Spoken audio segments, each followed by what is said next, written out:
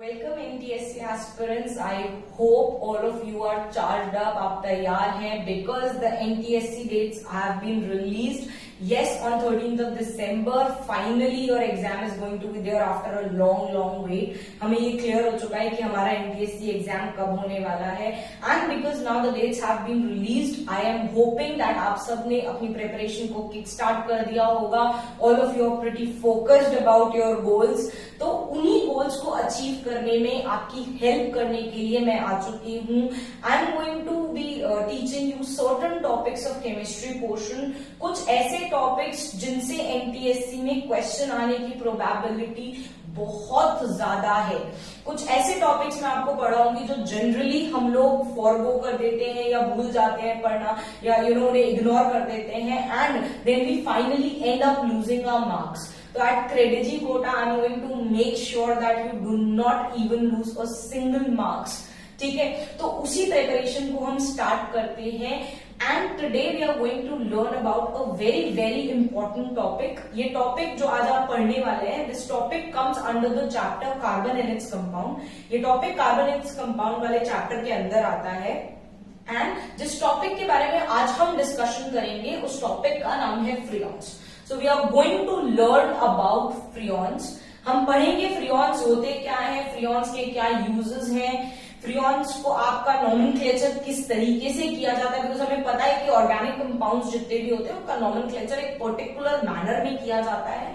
तो हम उस नॉमेनक्लेचर को कैसे करते हैं इसकी भी इंफॉर्मेशन ढूंढेंगे और फिर कुछ पर्टिकुलर फ्रियॉन्स का सिंथेसिस किस तरीके से किया जाता है या उनका प्रिपरेशन किस तरीके से किया जाता है, हम इस बात को भी समझने की कोशिश करेंगे. और जब ये सारे इंपॉर्टेंट टॉपिक्स हम पढ़ रहे होंगे मैं उसी पॉइंट ऑफ टाइम पे आपको क्वेश्चंस भी बताती जाऊंगी जो आपसे एनटीएससी एग्जामिनेशन में पूछे जाए जा सकते हैं.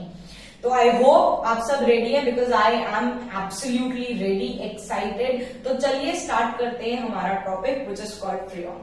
फ्रियॉन के बारे में जो सबसे पहली इंफॉर्मेशन हम सबको क्लियर होनी चाहिए वो ये है कि फ्रियॉन मेरा एक ऑर्गेनिक कंपाउंड है. So your freon is basically an organic compound. Freon एक ऑर्गेनिक कंपाउंड है. दैट मीन्स इसका सबसे इंपॉर्टेंट कॉम्पोनेंट कार्बन होगा. इसका सबसे इंपॉर्टेंट कॉम्पोनेंट क्या होगा? कार्बन. दूसरी इंपॉर्टेंट चीज जो कि बहुत ही आप कह सकते हैं एक नॉर्मल सी चीज है जो हमें किसी भी कंपाउंड के बारे में पता होनी चाहिए एंड इतनी आप कह सकते हैं इतनी क्रिएटिविटी या फिर एंजाइटी आपको होनी चाहिए आपके टॉपिक के लिए. ठीक है, तो दूसरी इंपॉर्टेंट चीज जो आपको याद रखनी है वो है कि जो फ्रियॉन्स आपके होते हैं इनकी फिजिकल स्टेट क्या होती है. तो आपके फ्रियॉन गैशियस स्टेट में और लिक्विड स्टेट दोनों में अवेलेबल होते हैं. फ्रियॉन्स गैशियस स्टेट में भी मिल सकते हैं और फ्रियॉन्स आपको लिक्विड स्टेट में भी अवेलेबल हो सकते हैं. डिपेंड सिर्फ इस बात पे करता है कि आप किस एप्लीकेशन में उस फ्रियॉन का यूज ले रहे हैं. ठीक है, तीसरी सबसे इंपॉर्टेंट चीज फ्रियॉन्स जो होते हैं उन्हें बेसिकली प्रिपेयर इसीलिए किया गया था क्योंकि ये फ्रियॉन्स इंडस्ट्रीज में, आप चाहे आपकी इंडस्ट्रीज हो चाहे आपके हाउस होल्ड हो, इन फ्रियॉन्स का काफी ज्यादा यूज किया जाता है. और ये क्लास जैसे जैसे प्रोसीड होगी आपको वो यूज बहुत अच्छे से समझ में आ जाएगा. नाउ जब भी हम किसी केमिकल का प्रिपरेशन करते हैं एंड हमारी ये एक्सपेक्टेशन होती है कि हम उसे वाइडली इंडस्ट्रीज में और हाउस होल्ड्स के अंदर यूज करने वाले होते हैं तो हमें दो चीजों का ध्यान बहुत ज्यादा रखना चाहिए. There are two very important thing that should be kept in mind while these kind of chemicals are being prepared. One of the most important चीज जो हमें याद रखनी है वो इंपॉर्टेंट चीज ये है कि it should be non toxic in nature. अगर बाई चांस आपका फ्रियॉन लीक हो जाता है या स्पिल हो जाता है so it should be non toxic in nature so that it do not harm human beings. ये एक सबसे इंपॉर्टेंट चीज. तो जनरली, मैं वर्ड एक जनरली यूज कर रही हूँ, जनरली आपके जितने भी फ्रियॉन्स होते हैं all of them are non toxic in nature and second most important thing they are non flammable in nature. वो नॉन टॉक्सिक भी होते हैं और वो नॉन फ्लेमेबल भी होते हैं. तो हमने क्या क्या इंपॉर्टेंट चीजें पढ़ी हैं जल्दी से उन्हें रिवाइज कर लेते हैं बच्चों. पहली सबसे इंपॉर्टेंट चीज, मेरा जो फ्रियॉन है वो एक तरीके का ऑर्गेनिक कंपाउंड है. It is an organic compound. Second most important thing, your freon is either present in liquid state or it is present in your gaseous state. Third most important चीज जो हमने पढ़ी, generally your freons जनरली जितने भी आपके freons होंगे all of them are going to be non toxic and non flammable in nature. तो ये कुछ इंपॉर्टेंट जनरल पॉइंट्स थे कि फ्रियॉन्स क्या होते हैं। अब बेसिकली जब फ्रियॉन की केमिकल स्ट्रक्चर पे जाने की हम कोशिश करेंगे या उसकी केमिकल कॉम्पोजिशन को पता करने की कोशिश करेंगे तो हमें एक बहुत इंपॉर्टेंट चीज समझ में आएगी। वो क्या है, दैट योर फ्रियॉन्स आर पॉलीक्लोरोफ्लोरोएल्केन्स। आपके फ्रियॉन्स क्या हैं? आपके फ्रियॉन्स हैं पॉलीक्लोरोफ्लोरोएल्केन्स। अब अगर आप कार्बोनाइल्स कंपाउंड वाला चैप्टर ढंग से पढ़ चुके हैं तो आपका सबसे पहला पॉइंट जहां पर आपको क्लिक करना चाहिए वो पॉइंट है एल्केन्स। क्लियर? हम सबने एल्केन्स के बारे में पढ़ा है कार्बोनाइल्स कंपाउंड वाले चैप्टर में और हमें ये बात पता है that what are alkanes. Alkanes are your saturated hydrocarbons. Alkanes क्या होती है? Alkanes are your saturated hydrocarbons. Alkanes में क्या होता है, आपके कार्बन कार्बन के एटम्स होते हैं they are linked by single bonds. In your saturated hydrocarbons or your alkane, your carbon is linked with a single bond. तो यहाँ पर एक सबसे पहली बात हमें समझ में आ गई कि ये जो हमारा फ्रियॉन है, ये जो हमारा फ्रियॉन होगा इसमें कार्बन कंपाउंड हमारा सिंगल बॉन्ड से लिंक्ड है। ये फर्स्ट मोस्ट इंपॉर्टेंट चीज हमें समझनी है। ठीक है, फ्रियॉन बहुत सारे टाइप्स के होते हैं और हम एक पर्टिकुलर कैटेगरी ऑफ फ्रियॉन्स के बारे में पढ़ रहे हैं। इस बात का भी आप बहुत अच्छे से ध्यान रखिएगा। क्लियर हो गई ये वाली चीज? एक एक करके समझते चलिए। Freons are of so many types and आप एक पर्टिकुलर कैटेगरी के ऊपर फोकस करने वाले हैं इस लेक्चर के अंदर जो एक्चुअल में आपके क्लास 10th के सिलेबस के अंदर है। क्लियर हो गई ये चीज? थोड़ा और जब हम आगे बढ़ेंगे तो हमने देखा यहाँ पे लिखा है पॉलीक्लोरोफ्लोरोएल्केन्स, मतलब कि हम सब्स्टिट्यूटेड एल्केन्स के बारे में बात करेंगे। हम किन के बारे में बात करेंगे? आपके जो फ्रियॉन्स है वो बेसिकली सब्स्टिट्यूटेड एल्केन्स है, मतलब कि आपके जो कार्बन के कंपाउंड्स थे वो सिंगल बॉन्ड से लिंक्ड है और वही कार्बन का कंपाउंड जो था, जब भाई एल्केन्स में क्या होता है, हाइड्रोकार्बन से कार्बन हाइड्रोजन प्रेजेंट है। अब क्या हुआ है, क्योंकि यहाँ पे लिखा है पॉलीक्लोरोफ्लोरोएल्केन्स, मतलब कि कुछ हाइड्रोजन की जगह पर अब क्या लग गई होगी, क्लोरीन और फ्लोरीन। सब्स्टिट्यूशन हो गया होगा हाइड्रोजन का, किससे? क्लोरीन और फ्लोरीन से। That means your freons are what? Your freons are basically organic compounds that are saturated in nature, जो कि saturated है, and उनमें कौन कौन से components present है, क्योंकि organic compound है, कार्बन का present होना 100% sure है। उसके अलावा भी your freons consist of your chlorine and fluorine। Clear? उसके अलावा भी आपके फ्रियॉन्स जो है वो क्लोरीन और फ्लोरीन को कंटेन करते हैं। मैंने कहा था, मैंने लेक्चर की स्टार्टिंग में भी आपको ये बात कही थी कि हम जब फ्रियॉन्स का डिस्कशन करेंगे तो हम एक कैटेगरी ऑफ फ्रियॉन्स पे फोकस कर रहे हैं और वो कैटेगरी ऑफ फ्रियॉन्स जिन पे हम फोकस करने वाले हैं वो है आपके क्लोरोफ्लोरोकार्बन्स। आपके फ्रियॉन्स को क्लोरोफ्लोरोकार्बन्स भी कहा जाता है और जैसे ही मैं ये टर्म CFC यूज करती हूँ ना, बहुत सारे बच्चे अब ये समझ गए कि क्यों मैंने ये कहा था कि फ्रियॉन्स जो है वो एक काफी फेमिलियर टॉपिक है और जैसे जैसे ये लेक्चर आगे बढ़ेगा आपको ये बात रियलाइज हो जाएगी। The second name use for a category of freons is CFCs। हम फ्रियॉन्स को क्लोरोफ्लोरोकार्बन्स भी कहते हैं। ठीक है, तो हम जिन कैटेगरी ऑफ फ्रियॉन्स की बात कर रहे हैं वो है क्लोरोफ्लोरोकार्बन्स। अब थोड़ा सा एक्स्ट्रा इंफॉर्मेशन भी मैं आपको दे देती हूँ ताकि आप कंफ्यूज ना हो। ठीक है, एक और कैटेगरी ऑफ फ्रियॉन्स होती है जिन्हें हम HCFCs कहते हैं। क्या कहते हैं? HCFCs। HCFCs क्या होते हैं? हाइड्रोक्लोरोफ्लोरोकार्बन्स। अब जो आपके हाइड्रोक्लोरोफ्लोरोकार्बन्स होंगे उनमें कार्बन, फ्लोरीन और क्लोरीन के अलावा हाइड्रोजन भी प्रेजेंट होगी, सिर्फ इतना सा डिफरेंस है। लेकिन हमारे सिलेबस में क्योंकि सिर्फ CFCs है तो हम जिन फ्रियॉन्स का डिस्कशन कर रहे हैं वो those freons comes under the category of CFCs। हम CFCs की बात करेंगे आज के लेक्चर्स में। हमारे फोकस में HCFCs नहीं है, लेकिन हमें कंफ्यूज नहीं होना है, हमें इंफॉर्मेशन पूरी की पूरी होनी चाहिए डिटेल्ड मैनर में। तो अभी हमने कुछ इंपॉर्टेंट चीजें पढ़ी। हमने पहली चीज ये समझ ली कि मेरा फ्रियॉन एक ऑर्गेनिक कंपाउंड है और मेरे फ्रियॉन की केमिकल कॉम्पोजिशन की जब मैं बात करूंगी तो my freon is a polychlorofluoroalkane. Clear हो गई ये वाली चीज? मतलब मेरे फ्रियोन के अंदर कार्बन प्रेजेंट होगा और उसमें कुछ फ्लोरीन के एटम्स भी होंगे और कुछ क्लोरीन के एटम्स भी प्रेजेंट होंगी। क्या ये चीज आपको क्लियर हो गई? Very good, very good. चलिए हम आगे बढ़ते हैं। ये सारी चीजें हम ऑलरेडी समझ चुके हैं, हम उनकी फिजिकल स्टेट की तरफ ध्यान दे चुके हैं। अब मैंने आपको एक और चीज कही थी कि फ्रियॉन्स की जो फिजिकल स्टेट होती है वो लिक्विड भी हो सकती है, गैशियस भी हो सकती है, डिपेंडिंग अपॉन द फैक्ट कि आप कमर्शियली उसे कैसे यूज में ले रहे हैं। तो मैं आपको एक और बात बता देती हूँ कि फ्रियॉन्स के यूजेस से कुछ बहुत इंपॉर्टेंट क्वेश्चन एनटीएससी में पूछे जाते हैं, पूछे गए हैं और पूछे जाए भी जाएंगे। ठीक है, तो फ्रियॉन्स के यूज को बहुत अच्छे से समझिएगा। सबसे पहला और सबसे इंपॉर्टेंट यूज जो फ्रियॉन का है, that your freon are used as inert solvents. Organic chemistry की बात करी जाए तो ऑर्गेनिक केमिस्ट्री में इनर्ट सॉल्वेंट का क्या काम होता है और इनर्ट सॉल्वेंट क्या होता है वो समझ लो। क्लियर? फ्रियॉन के दो ही यूजेस नहीं है, फ्रियॉन के n नंबर ऑफ यूजेस हैं, बहुत सारे यूजेस हैं, लेकिन द रीजन मैंने सिर्फ फ्रियॉन के दो यूजेस लिखे बिकॉज ये दो यूजेस आपकी बुक्स में बहुत अच्छे से मेंशन किए गए हैं एंड आपकी बुक में जो चीजें मेंशन कर दी गई है उनके आने के चांसेस बहुत ज्यादा हैं। क्लियर हो गई ये वाली चीज? चलिए थोड़ा और आगे बढ़ते हैं।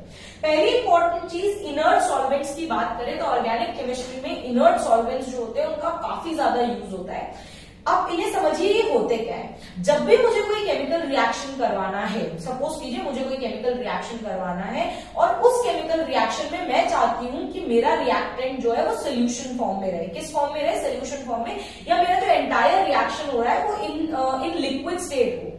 ठीक है, ये मेरा मानना है। लेकिन मेरे रिएक्टेंट सॉलिड स्टेट में, मेरे रिएक्टेंट किस स्टेट में है? सॉलिड स्टेट में।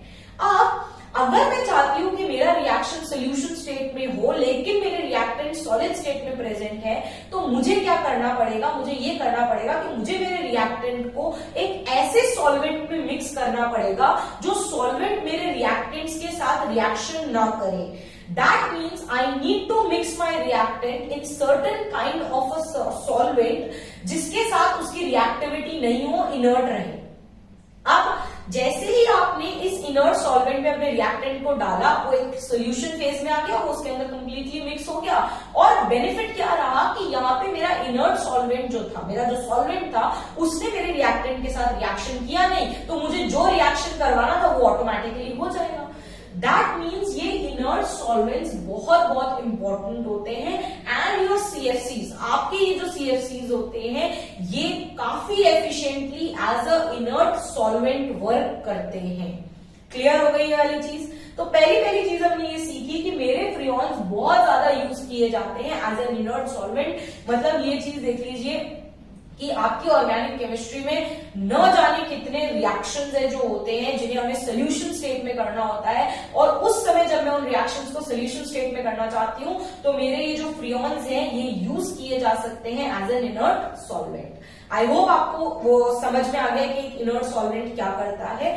ठीक है, तो चलिए अब थोड़ा सा और आगे बढ़ते हैं और उस यूज के बारे में बात करते हैं जिससे आप सबसे ज्यादा नोन होंगे। आई एम प्रिटी श्योर आप सबको ये चीज बहुत अच्छे से पता होगी। The use is they are used as refrigerants in cold storage air conditioners. अब पहली बात, पहले तो समझो ये रेफ्रिजरेंट्स क्या होते हैं। आप लोगों ने देखा होगा कि हम लोग रेफ्रिजरेटर्स यूज करते हैं, बड़े बड़े कोल्ड स्टोरेजेस होते हैं मॉल्स वगैरह में जहां पे आपका पैकेज फूड स्टोर्ड रहता है, और उससे भी ज्यादा आपने देखा होगा कि कितनी ठंडी ठंडी हवा आपका एयर कंडीशनर देता है। तो इन सब चीजों के पीछे कुछ कंपाउंड्स रिस्पॉन्सिबल होते हैं उस ठंडी ठंडी हवा जो आप तक आती है, या वो पैकेज फूड को जो एक्सट्रीम कोल्ड टेम्परेचर पर बड़ी आसानी से रख लिया जाता है। उन सब चीजों के पीछे जो कंपाउंड्स रिस्पॉन्सिबल हैं वो ये फ्रियॉन्स हैं। आपके जो फ्रियॉन्स होते हैं हम उन्हें एज अ रेफ्रिजरेंट यूज करते हैं। अब रेफ्रिजरेंट वर्ड को मैं बहुत ही सिंपल करके आपको समझाती हूँ, बहुत सिंपल करके। ठीक है, आपने क्लास 9th के अंदर 2 चैप्टर्स देखे होंगे, matter in our surroundings and is matter around us pure. ये दोनों बहुत प्रोमिनेंट और बहुत इंपॉर्टेंट चैप्टर्स हैं एनटीएससी के पर्सपेक्टिव से। ठीक है, इन दोनों चैप्टर्स में काफी बार हमने इवेपोरेशन के फिनोमेना को डिस्कस किया था, समझने की कोशिश करी थी। वहीं पर आपने देखा होगा कि एक क्वेश्चन आता है कि ऑन योर पाम, आपकी आपकी पाम पर आपने अल्कोहल के कुछ ड्रॉप्स को डाला, ठीक है, आपकी पाम पर कुछ अल्कोहल के ड्रॉप्स को आपने डाला, and what did you observe, you observe after some time your palm starts to feel cool. आपको आपकी हथेली ठंडी ठंडी नजर आती है या फील होती है, आपको फील होता है कि यार मेरी हथेली ठंडी हो गई है, ठीक है। यही काम होता है रेफ्रिजरेंट। हुआ क्या कि जो आपका अल्कोहल था, जो अल्कोहल आपने आपके हैंड्स पर डाला था, अल्कोहल भी नहीं तो आप बहुत आसानी से इस एक्सपेरिमेंट को कर सकते हैं। You can take a nail polish remover, सबके घर पे नेल पॉलिश रिमूवर अवेलेबल होता है। आप नेल पॉलिश रिमूवर को अपने हैंड पर थोड़ा सा स्प्रे कर लीजिए एंड विद इन सेकेंड्स आपको ऑब्जर्व होगा कि एक तो वो नेल पॉलिश रिमूवर वेपराइज हो चुका है, दूसरी चीज वो एक कूलिंग इफेक्ट आपके हाथ पर छोड़कर गया है। तो हुआ क्या, उस नेल पॉलिश रिमूवर ने किया क्या, उसे समझो। उस नेल पॉलिश रिमूवर ने कुछ नहीं किया, उस नेल पॉलिश रिमूवर ने आपकी बॉडी से हीट को एब्जॉर्ब किया, हीट को एक्सट्रैक्ट किया और उस हीट को यूज किया अपने वेपराइजेशन के प्रोसेस के लिए। उसने कुछ नहीं किया, आपकी बॉडी से हीट को एक्सट्रैक्ट किया और वेपराइजेशन के प्रोसेस के लिए उसे यूज कर लिया। क्लियर हो गई ये वाली चीज? Very good. नाउ यही काम करता है आपका रेफ्रिजरेंट। यही काम क्या करता है आपका रेफ्रिजरेंट? तो आपके रेफ्रिजरेंट की टेंडेंसी क्या होती है कि वो बहुत इजीली लिक्विड से गैसियस स्टेट में और गैसियस स्टेट से लिक्विड स्टेट में रिपीटेडली कन्वर्ट होता रहता है, और इस कन्वर्जन के लिए जो हीट उसे रिक्वायर्ड होती है वो उस हीट को लेता है अपने आसपास के एनवायरमेंट से। वो क्या करता है, उसी हीट को अपने आसपास के एनवायरमेंट से एब्जॉर्ब करता है, एंड अल्टीमेटली जब आप एनवायरमेंट से हीट को एब्जॉर्ब कर रहे हैं या आपकी सराउंडिंग एयर से हीट को जब वो रेफ्रिजरेंट एब्जॉर्ब कर रहा है अपने फेस ट्रांजिशन के लिए, तो वो अल्टीमेटली कर क्या रहा है, आपके सराउंडिंग की एयर को कूल कर रहा है। वो क्या कर रहा है, आपके सराउंडिंग की एयर को कूल कर रहा है, and ultimately what you observe is a cooling effect. तो आपने बेसिक सिंपल लैंग्वेज में एक रेफ्रिजरेंट का नाम, रेफ्रिजरेंट जो वर्ड था उसका मीनिंग समझ लिया है, वो क्या होता है, इनर्ट सॉल्वेंट क्या होता है, ये चीज भी हमने समझ ली। ये फ्रीऑन के यूजेस काफी ज्यादा पूछे जाते हैं। अब एक और इंपॉर्टेंट चीज, हमने सीएफसीज को जब प्रिपेयर किया या जब सीएफसीज को एज अ रेफ्रिजरेंट यूज करने की कोशिश करी तो हमने ह्यूमंस को तो प्रोटेक्ट कर लिया। कैसे प्रोटेक्ट किया ह्यूमंस को, इस लेक्चर की स्टार्टिंग में एक्सप्लेन कर दिया था। Your freons are going to be non-toxic and non-flammable in nature। ना वो आग पकड़ने वाले हैं, ना ही वो टॉक्सिसिटी क्रिएट करने वाले हैं। So somewhere आपके फ्रियॉन्स ने ह्यूमंस को डायरेक्टली तो हार्म नहीं किया, लेकिन उन्हीं फ्रियॉन्स ने ह्यूमंस को इनडायरेक्टली इतना बड़ा हार्म दे दिया विच वॉज अनमैनेजेबल। एक ह्यूमन की तबीयत खराब हो तो हॉस्पिटल जाकर ठीक करवाई जा सकती है, लेकिन जब आपकी mother earth, when your earth gets sick, you can't take her to any hospital. और यही काम किया आपके सीएफसीज ने। जितने भी सीएफसीज एनवायरमेंट में रिलीज होने लगे, जब सीएफसीज आपके एनवायरमेंट में रिलीज होने लगे तो ये these CFCs became one of the most prominent reasons for the depletion of your ozone layer. Huge amount, huge size holes were being observed in your ozone layer, और अगर आपकी ozone layer में hole हो गया, that means the ultraviolet rays coming from sun are going to enter the earth. वो अर्थ के atmosphere के through earth में एंटर कर जाएंगे, क्योंकि वो ओजोन लेयर जो पहले आपको शील्ड कर रही थी, अब ओजोन लेयर में होल्स हो चुके हैं, and because those ultraviolet rays are entering the earth, because of that आपको स्किन कैंसर हो सकता है, देयर आर मेजर आई में मेजर इश्यूज है जो लोगों को हो जाते हैं, ये सारी चीजें होने लगी। तो वो सीएफसीज जो कहीं ना कहीं हमारे लिए हेल्प होने वाले थे, जो कि हमें प्रॉब्लम क्रिएट नहीं कर रहे थे, उन्होंने मदर अर्थ को एक बहुत बड़ी प्रॉब्लम दे दी। उन्होंने ओजोन डिप्लेशन में अपना एक बहुत बड़ा हाथ दे दिया, and because of this there are certain categories of freons जो कि बैन भी करे गए हैं।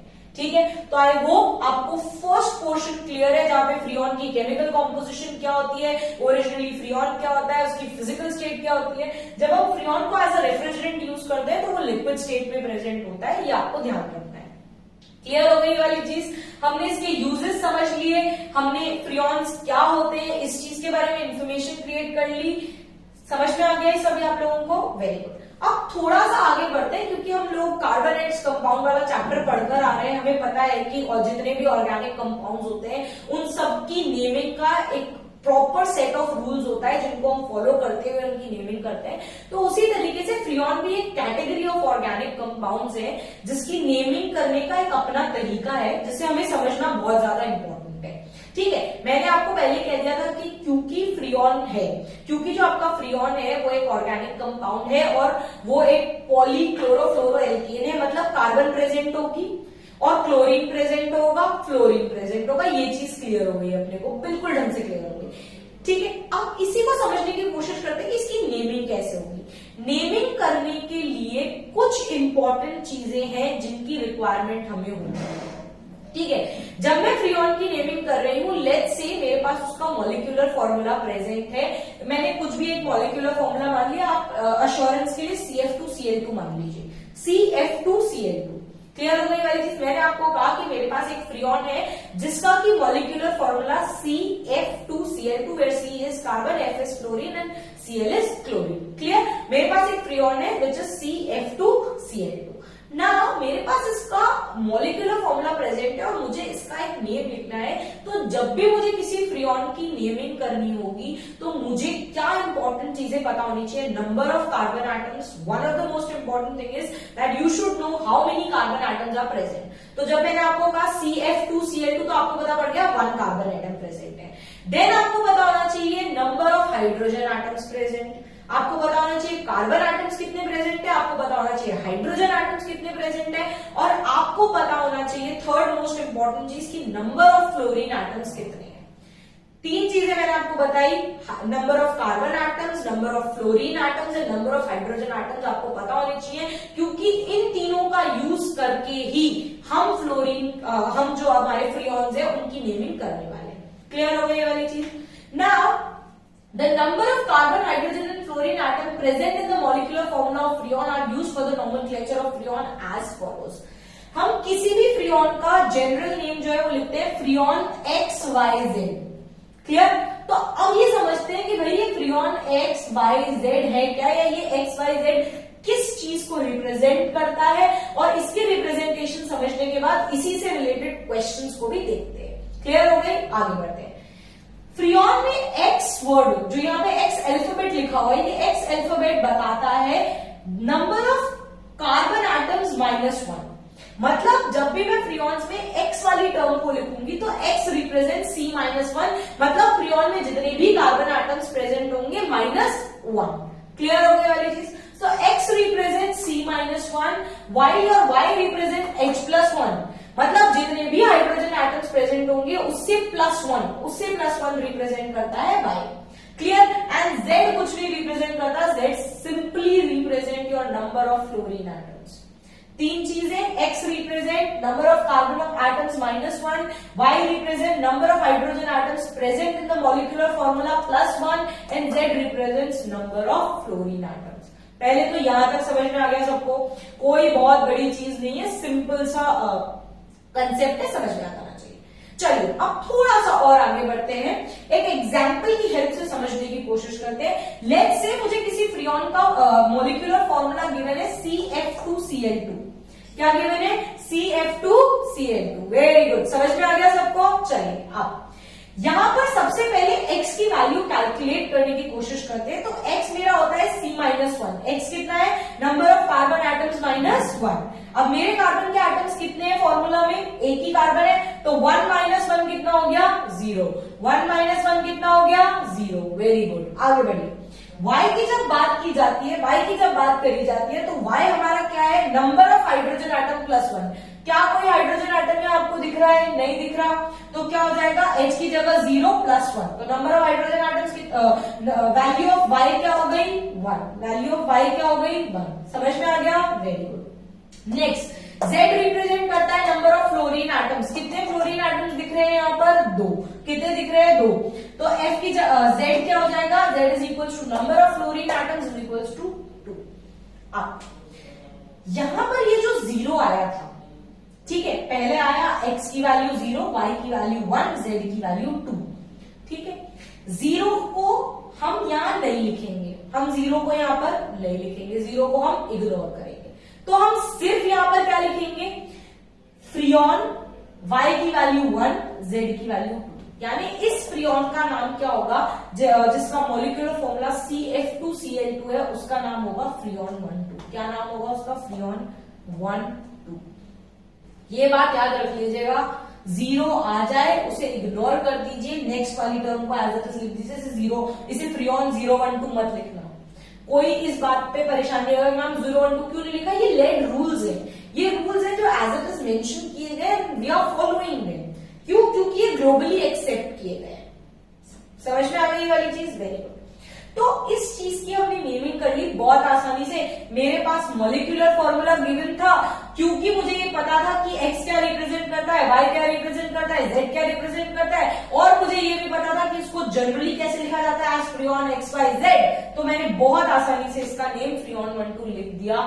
And to your utter surprise, मैं आपको बता देती हूं कि यही क्वेश्चन लास्ट ईयर एनटीएससी के एग्जाम में पूछा गया था। Yes, this was the question which was being asked in your NTSC examination last year.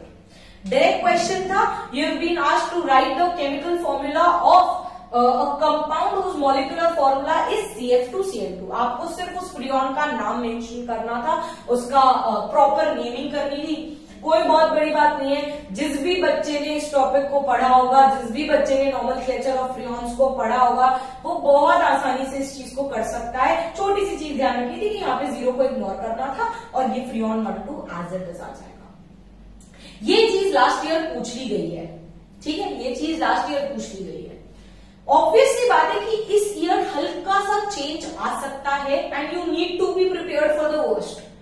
आपको सिंपल से सिंपल चीज से लेकर टफेस्ट चीज तक समझ में आना चाहिए, और टफ कुछ नहीं होता है, सिर्फ इन्हीं बेसिक चीजों की एप्लीकेशन होती है, ठीक है। ये डायरेक्ट मैनर में एनटीएससी में पूछा गया था, यही क्वेश्चन था। आप चाहें आप पेपर उठा लीजिए, लास्ट ईयर का देख लीजिए, एंड अगर आप प्रिपेयर कर रहे हैं तो आई एम प्रिटी श्योर आपने पेपर को ऑब्जर्व किया होगा। पेपर के पैटर्न को, पेपर में पूछे जाने वाले क्वेश्चंस को ऑब्जर्व करना बहुत जरूरी है बच्चों, प्लीज ये मिस्टेक कभी भी मत करना, ठीक है। अब ये फ्रियोन 1,2 आ गया, ऐसा क्वेश्चन आ चुका है, तो अब प्रिपेयर करते हैं उस चीज के लिए जो आ सकता है। अगला क्वेश्चन या अगला एग्जाम्पल जो मैं आपके साथ डिस्कस करूंगी वो थोड़ा सा ट्विस्टेड है, और वो इस बात का पूरा चेक है कि क्या आपने इस लेक्चर को शुरुआत से ढंग से पढ़ा है या नहीं। जिस भी बच्चे ने इस लेक्चर को ढंग से पढ़ा होगा, एक एक चीज जो मैंने कही है उसको कहीं भी इस क्वेश्चन को सॉल्व करने में प्रॉब्लम नहीं आएगी। फ्रियोन 1,2 पेपर में पूछ लिया गया है ऑलरेडी, बहुत मिनिमल चांसेस है कि सेम चीज वापस पूछ ली जाए, लेकिन मैं एक और बात बता देती हूँ, एनटीएससी में काफी बार सेम क्वेश्चंस रिपीट होते हुए देखे गए हैं, सो बी प्रिपेयर्ड फॉर इट, ठीक है। अब मैंने आपसे कहा कि मैंने आपको एक फ्रियोन का फॉर्मूला दे रखा है विच इज कॉल्ड फ्रियोन 1,1,2, ठीक है। एक फ्रियोन है जिसका नॉमेनक्लेचर किया गया है, it is called freon 1,1,2, and you have been asked कि आप इस फ्रियोन का मॉलिक्यूलर फॉर्मूला बताइए। आपसे क्या कहा गया है, आपसे ये कहा गया है कि आप इस फ्रियोन का मॉलिक्यूलर फॉर्मूला बताइए। अभी आपसे सीधी सीधी बात पूछी गई थी, क्योंकि आप नॉमेनक्लेचर आसानी से पढ़ चुके, आसानी से कर लेंगे आप सभी लोग। अब हल्की सी ट्विस्टेड चीज पूछी जहां पे आपसे कह दिया यार फ्रियोन 1,1,2 का मुझे मॉलिक्यूलर फॉर्मूला बता दो। समझ में आ गई ये चीज। अब बढ़ते हैं इसी चीज को समझने के लिए। क्लियर हो गया, समझते जाओ धीरे धीरे करके। जितना भी आपने पढ़ा है ना, ये सिर्फ उस पढ़ाई हुई चीज की एप्लीकेशन है और कुछ भी नहीं है। चलो, अब मुझे पता है x रिप्रेजेंट करता है C-1, और यहाँ पे x की वैल्यू कितनी है 1, x की वैल्यू कितनी है 1, सिंपल सी इक्वेशन है। C की वैल्यू कितनी आ गई 2, मतलब मेरे मॉलिक्यूलर फॉर्मूला में 2 कार्बन प्रेजेंट होंगे। कितने कार्बन प्रेजेंट होंगे, 2 कार्बन। क्लियर हो गई ये वाली चीज, वेरी गुड। Y रिप्रेजेंट करता है हाइड्रोजन एटम्स +1, समझ में आ गई वाली चीज। अब क्योंकि मेरे Y की वैल्यू 1 है, that means number of hydrogen atom कितने हैं, 0 है। नंबर ऑफ हाइड्रोजन एटम कितने हैं, 0 है, वेरी गुड। Z रिप्रेजेंट करता है number of fluorine atoms. Z किसको रिप्रेजेंट करता है, नंबर ऑफ फ्लोरीन एटम्स। कितने फ्लोरीन के एटम है, 2 फ्लोरीन के एटम है। एक बात मुझे अच्छे से समझ में आ गई कि मेरे फ्रियोन के अंदर 2 कार्बन है और 2 ही फ्लोरीन है। समझ में आ गई वाली बात, 2 कार्बन है और 2 ही फ्लोरीन है। क्लियर? अब जिस भी जने ने नॉमेनक्लेचर को ढंग से समझा होगा, जिस भी जने ने फ्रियोन की फर्स्ट पॉइंट को ढंग से समझा होगा, ना सिर्फ पढ़ा होगा, समझा होगा, वो इंसान इस क्वेश्चन को अभी तक कर चुका होगा and he must be ready with the answer. And I would request you all to pause the video and apply a bit of your brain and try to find out its answer before I tell it to you. Clear? अब मैंने क्या कहा था? मैंने आपसे कहा था कि मेरा फ्रियोन पॉलीक्लोरोफ्लोरोएल्केन है। मेरा फ्रियोन क्या है? पॉलीक्लोरोफ्लोरोएल्केन। ठीक है? और फिर मैंने क्या कहा था कि इसका मतलब ये फ्रियोन्स कुछ नहीं होते, ये सब्स्टिट्यूटेड एल्केन्स होते हैं। ये क्या होते हैं? सब्स्टिट्यूटेड एल्केन्स होते हैं। मतलब इनमें प्रेजेंट हाइड्रोजन जो होता है ना, वो क्लोरीन और फ्लोरीन से सब्स्टिट्यूट हो जाता है। आप बहुत अच्छे से सब्स्टिट्यूशन रिएक्शन पढ़ चुके हैं। समझ में आया आपको ये वाली बात? अब थोड़ा और आगे बढ़े। If it is a substituted alkane और इसमें आपके क्लोरीन और फ्लोरीन आकर लग चुके हैं और आपको ये बात पता पड़ चुकी है कि आपके पास 2 कार्बन एटम है। कितने कार्बन एटम है? 2। कितने कार्बन एटम है? 2 ही कार्बन के एटम्स है। अब 2 कार्बन के एटम से बनने वाला एल्केन पता होना चाहिए। होमोलोगस सीरीज पढ़ ली हमने डिटेल में। जब जैसे ही मैं ये बात 2 कार्बन से बनने वाला सैचुरेटेड एल्केन या सैचुरेटेड हाइड्रोकार्बन एल्केन, तो बच्चों का आंसर आ जाना चाहिए C2H6। मैम हमें पता है general formula is CnH2n+2, hence उस फॉर्मूला को यूज करके हमें पता है कि वो 2 कार्बन एटम्स वाला सैचुरेटेड एल्केन, सैचुरेटेड हाइड्रोकार्बन या एल्केन जो है वो कौन है? C2H6। कौन है? C2H6। अब आपने लेक्चर की स्टार्टिंग में बताया था कि ये हाइड्रोजन है ना मैम, फ्लोरीन और क्लोरीन से सब्स्टिट्यूट हो जाता है। और मैम एक और इम्पोर्टेंट चीज सामने नजर आ गई कि मेरे फ्रियोन में 0 हाइड्रोजन प्रेजेंट है। मेरे फ्रियोन में एक भी हाइड्रोजन प्रेजेंट नहीं है। कहीं नहीं नजर आ रहा आपको? नहीं नजर आएगा। दिख गया ना यार? यहीं से पता पड़ गया 2 कार्बन है, पता पड़ गया कोई भी हाइड्रोजन नहीं, और पता पड़ गया 2 फ्लोरीन है। और पहले ही पढ़ लिया ना यार, क्या है? पॉलीक्लोरोफ्लोरोएल्केन है ना, तो फ्लोरीन और क्लोरीन प्रेजेंट होगा कार्बन के साथ साथ। अब हमें एक छोटी सी इंफॉर्मेशन मिल गई कि कहीं ना कहीं हिंट C2F2 की है और इसमें बचे सिर्फ और सिर्फ क्लोरीन है। मतलब यहाँ पे सिर्फ और सिर्फ क्लोरीन को डालना बच गया है। अब मुझे पता है यार कितने हाइड्रोजन के एटम है? 6 है ना, है तो एल्केन ही ना, रहेंगे तो सिंगल बॉन्ड्स ही ना। और वैसे भी हमें पता है फ्लोरीन और क्लोरीन तो कार्बन से सिंगल बॉन्ड से ही लिंक्ड होते हैं, वो तो कभी डबल बॉन्ड से लिंक हो नहीं रहे हमारे बेचारे फ्लोरीन और क्लोरीन। Very good. अब मुझे यहाँ पे पता पड़ गया कि अगर ये एल्केन था तो टोटल 6 हाइड्रोजन इसमें प्रेजेंट होने चाहिए थे। अब वो 6 हाइड्रोजन तो प्रेजेंट नहीं है, उसकी जगह पर 2 फ्लोरीन प्रेजेंट है। अभी तक क्लिक हो जाना चाहिए कि मैम इसका मतलब टोटल क्लोरीन कितने होंगे? 4। टोटल कितने क्लोरीन होंगे? 4। कितने क्लोरीन होंगे? 4। क्योंकि आप देखा जाए तो ये F2Cl4 बेसिकली क्या है? ये H6 ही तो है। चाहे 6 हाइड्रोजन जुड़े, चाहे 4 क्लोरीन और 2 फ्लोरीन जुड़े, बात तो एक ही है, क्योंकि ये क्या है? पॉलीक्लोरोफ्लोरोएल्केन है। इसीलिए जब डेफिनेशन शुरुआत में पढ़ा रही थी इतनी बार 3 बार बताई थी ये चीज। And this is how things are being asked in your competitive examination. सब वही डेफिनेशंस पढ़ते हैं, सब वही चीजें पढ़ते हैं जो बुक में गिवन होती है, लेकिन आपको सिर्फ उन चीज को रीड नहीं करना है। You need to understand and you need to become that efficient कि आप इस चीज की एप्लीकेशन भी सॉल्व कर सके। और ये इसी चीज की, ये इस पूरे पढ़ाई गई चीज की एप्लीकेशन ही है जो आप देख रहे हैं बोर्ड में। क्लियर हो भाई? तो अगर आपको ये चीज समझ में आ गई थी कि वो एक पॉलीक्लोरोफ्लोरोएल्केन है, और अगर आप इतना पोर्शन कर लेंगे, पता पड़ गया ना यार कार्बन कितने फ्लोरीन कितने, तो बचा हुआ कौन होगा? क्लोरीन। ये आ गया आंसर C2F2Cl4। तो मैंने आपको वो क्वेश्चन भी बता दिया जो एनटीएससी में पूछा जाया जा चुका है। इसी तरीके से कुछ और सिंपल बेसिक डेफिनेशन पे बेस्ड क्वेश्चंस आते हैं, तो वो भी मैंने आपको पॉइंट वाइज लिख के दे दिया। इसके अलावा जो घुमा फिरा के टफेस्ट ऑफ द क्वेश्चन पूछा जा सकता था फ्रियोन के पर्सपेक्टिव से, वो भी मैंने आपको एक्सप्लेन कर दिया। So you are ready for the easiest thing and for the toughest one to come. और जब आप इतना पढ़ेंगे तो आप इसी से रिलेटेड और भी अलग अलग क्वेश्चंस में अब अपने ब्रेन को यूज करना स्टार्ट कर देंगे। समझ में आ गई इतनी चीज। एक और छोटा सा पोर्शन है जहां पर बुक्स में सिंथेसिस ऑफ फ्रियॉन 11 गिवन है। आप इसे फ्रियॉन 11 फ्रियॉन 11 कह सकते हैं, कोई दिक्कत नहीं है, ठीक है। तो इस फ्रियॉन 11 का सिंथेसिस जो है वो आपकी बुक्स में गिवन है, ठीक है। एक ही फ्रियॉन का सिंथेसिस गिवन है, बहुत सिंपल है, एज इट इज, जो भाई जिस तरीके से सिंथेसिस होता है वो उसी तरीके से होगा, ठीक है। तो इस फ्रियॉन के सिंथेसिस को जब हम करते हैं तो हम क्या यूज करते हैं, हम लेते हैं कार्बन टेट्राक्लोराइड। हम क्या लेते हैं, कार्बन टेट्राक्लोराइड CCl4। क्लियर, आपने पढ़ा होगा सॉल्वेंट्स के बारे में 9th क्लास में, polar and non polar solvent, और जब पोलर और नॉन पोलर सॉल्वेंट्स पढ़ते हैं ना तब CCl4 को सबसे पहले लिख देते हैं। वाटर को मानते हैं पोलर सॉल्वेंट और कार्बन टेट्राक्लोराइड को मानते हैं नॉन पोलर सॉल्वेंट। आप तो मेटल नॉन मेटल भी पढ़ चुके हैं ऑब्वियसली, तो तब वहां पर भी आपने ये चीज नोटिस कर ली होगी। अब ये जो मेरा कार्बन टेट्राक्लोराइड है, मैं इसका रिएक्शन हाइड्रोजन फ्लोराइड HF से कराती हूं, और इन दोनों का रिएक्शन कराया जाता है in the presence of antimony. Sb is antimony pentachloride. ये एंटीमनी पेंटाक्लोराइड एक कैटलिस्ट है। ये क्या है, एंटीमनी पेंटाक्लोराइड एक कैटलिस्ट है, और यहीं से मैं NTSC एक्सक्लूसिव के नेक्स्ट आने वाले लेक्चर की हिंट आपको दे चुकी हूं। अगली आने वाली क्लास में जिसमें आप सब मुझे ज्वाइन करेंगे, उस क्लास के अंदर मैं काफी डिटेल्ड मैनर में आपको ये पढ़ाऊंगी कि कैटलिस्ट क्या होता है, कैटलिस्ट प्रमोटर्स क्या होते हैं, अलग अलग टाइप के कैटलिस्ट क्या होते हैं, और कुछ प्रोमिनेंट कैटलिस्ट जिनके नाम आपको 100% याद होने चाहिए when it comes to your NTSC examination. वो सारी चीजों को डिटेल में नेक्स्ट वाले लेक्चर में मैं डिस्कस करने वाली हूँ। अभी के लिए हम ये समझ लेते हैं, जब मेरे कार्बन टेट्राक्लोराइड का रिएक्शन मैंने HF से करवाया in the presence of catalyst called antimony pentachloride, तो मैंने क्या ऑब्जर्व किया कि इस CCl4 में से एक क्लोरीन जो है, मेरा एक क्लोरीन जो था वो रिप्लेस हो गया है बाय द फ्लोरीन।